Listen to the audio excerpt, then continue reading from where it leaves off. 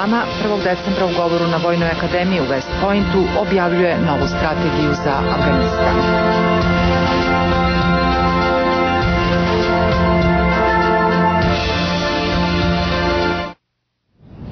Predsjednik Obama sutra će, kako smo upravo čuli, objaviti dugo očekivanu strategiju Sjedinjenih Američkih Država u Afganistanu.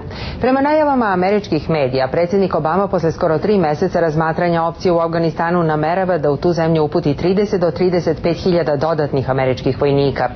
Konačnu odluku američki predsjednik će saopštiti tokom obraćanja naciji iz Vojne akademije u West Pointu.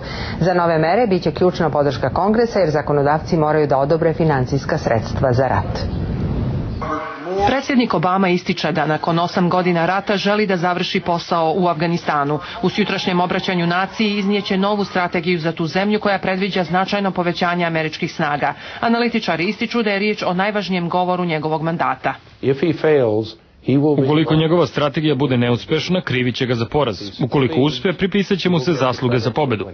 Demokratski senator iz Michigana Carl Levin, koji se nalazi na čelu Senatskog odbora za oružane snage, kaže da se predsjednik mora usredsrediti na poboljšanje sposobnosti afganistanske vojske.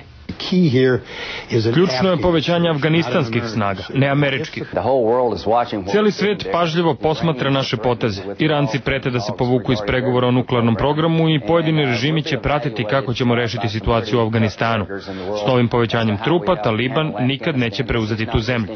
Očekuje se da će Obama najaviti slanje najmanje 30.000 dodatnih vojnika, čime će se njihov broj povećati na 100.000. Većina će biti raspoređena na izuzetno nestabilnom jugu zemlje, utočištu Talibana.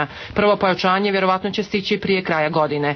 Veliki broj Obaminih pristalica je međutim protiv njegovog plana. Uzimajući u obzir činjenicu da će svaki dodatni vojnik koštati $1 milion godišnje, cijena rata u Afganistanu mogla bi da poraste i na 100 milijardi dolara godišnje.